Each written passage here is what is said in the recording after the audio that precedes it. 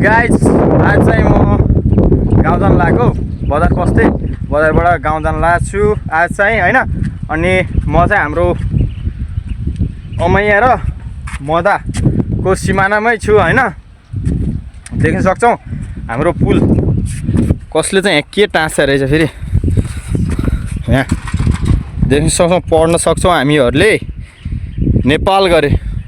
अनि so guys पुल चाहिँ यही हो। पुलको विकास चाहिँ कस्तो भएको छ पुल चाहिँ लास्ट हल्लिन्छ यार। यस्तो पनि पुल हुन्छ कहिले लास्टै पुलको त लास्टै कन्डिसन गइसकेको छ हैन। यो चाहिँ एकचोटि बर्खामा सायद यो पुल भास हुन्छ होला जहाँसम्म मलाई लाग्छ। यो पुलको काम छैन पुरा यस्तो पुरा हेर्नु न यो पुल पनि कहिले यस्तो हुन्छ र यार। यस्तो हल्लिरहेछ हैन। कता कता त झन् तारहरू निस्किया छ। यो पुलको कामै छैन के भन्ने मात्र पुल मात्र हो। हिट्न दुख्न सब अटोहरू सब तलबाट जान्छ ऊ।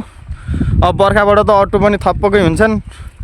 अनि अटोहरू सब यो बाटो देख्नु भयो होला अटो त तलैबाट जाने हो।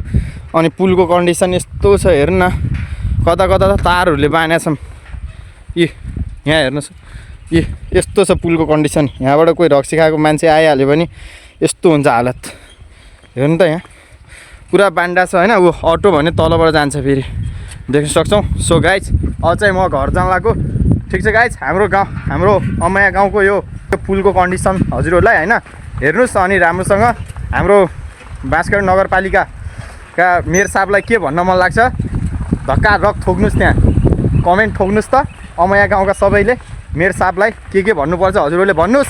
मेयर साहबजी हाम्रो गाउँको बाटो भएन है। हाम्रो गाउँको बाटो भएन त्यसपछि पुल भएन अनि गरिदिनु पर्यो विकास गरिदिनु पर्यो। हजुरले नगरे कसले गर्छ मेयर साहब हजुरले गरिदिनु पर्छ है। जसरी भए पनि यो भिडियो तपाईसँग पुगोस् इच्छा छ हैन।